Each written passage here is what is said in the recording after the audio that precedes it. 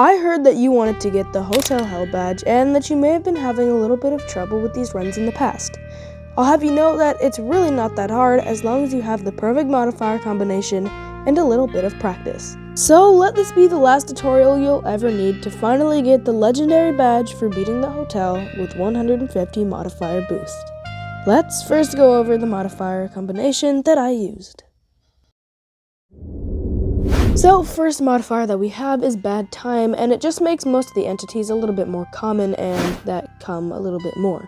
It's not that bad like really bad time or worst time ever, it's just a little bit of a difficulty boost, but it's something that you'd expect from a 150 modifier run anyway.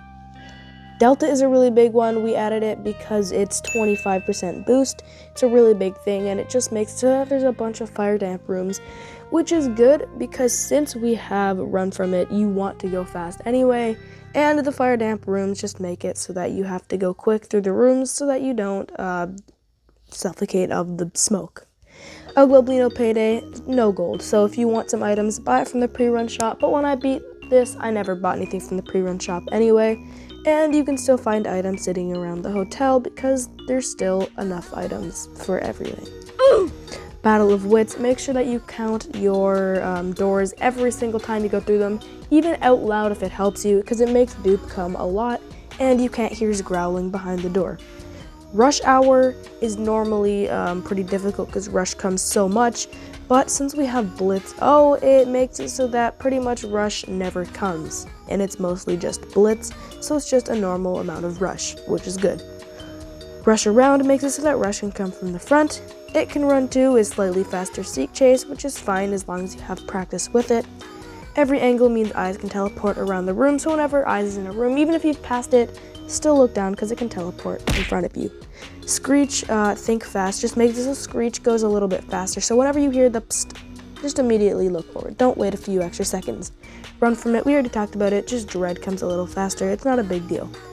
Watch Your Step is the snares, but it really doesn't make too much of a difference as long as you're looking at the floor every once in a while to make sure you don't step on it. Rents Due makes hide come really quick, but I have some extra tips for that later, so stick around. Vacuum Sealed is not that big of a deal, but it makes it so that vacuum can spawn on side rooms, so whenever you're about to open a side room, just be careful, especially in those zigzaggy rooms that looks kind of like a Z. The vacuum sealed rooms spawn a lot.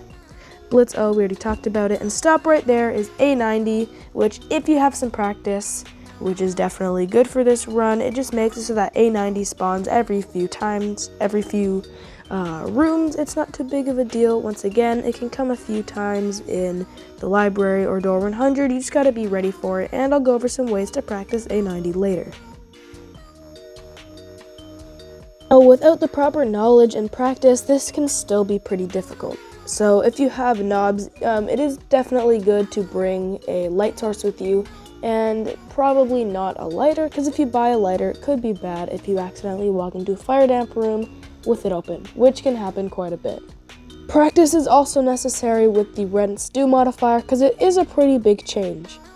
You will want to practice knowing when to get in at the last second for Blitz, because Blitz has a different sound cue than Rush, and it's a little bit harder to know when to get in, but as long as you practice that in a separate run, you can put on Blitz modifier and Rents Due, and then just practice that if you want. And if ambush comes during your run, you'll definitely need to know exactly how to deal with him, because he can be pretty difficult, and it's pretty different from how you would normally do it. So, what Ambush does is that he goes really quickly one way and then back to the other room, waits a few seconds, and then goes this way and then back to the room. What you're going to do with the Rents Due modifier on is when he goes the one way to the end of the room, you're going to get out and then back into the closet, and then he comes back. Get out, wait a few seconds, and then repeat this. You got to practice this because it's pretty hard. Another tip is don't be afraid to back out of the fire damp rooms, and when you're waiting for your breath to reset, make sure you stand perfectly still so that it pauses the dread timer so that you don't die to dread while you're waiting for your fire damp to wear off. Also, if a key happens to spawn in a fire damp room, you can go to the room before it that does not have the fire damp gas in it, wait there completely still so that dread doesn't get you until guiding light comes, and then look like that. or you can just go in there and then go up to the drawers and listen for the ringing sound. Now, one of the main things that does give us a lot of extra modifier boost that you probably have a little bit of trouble with is A90. And all you have to do is practice with it a lot to gain muscle memory with the sound and visual cues of it, with the little beeping sound and stop sign icon that shows up on your screen. What you can do is just play with the A90 modifier as much as you can and just practice, because it's definitely good. All you gotta do is just practice with it, and eventually, trust me, it'll just become muscle memory. You can also play with the rooms, or you can get a friend with the admin panel to play with you and tell them to randomly spawn A90 on you. Also, for the Battle of Wits modifier, other than just saying the rooms out loud, if you do lose track of it, there's a trick where you can put your head through the wall and crouch, and then if you see the next room, then you know it's not dupe, and if you see nothing, then you know that it is dupe. Let me give you an example. Alright, that's all the tips I have for you guys. Thank you guys so much for watching. Hopefully this is super helpful. Thank you for watching, and have an impeccable day. Goodbye.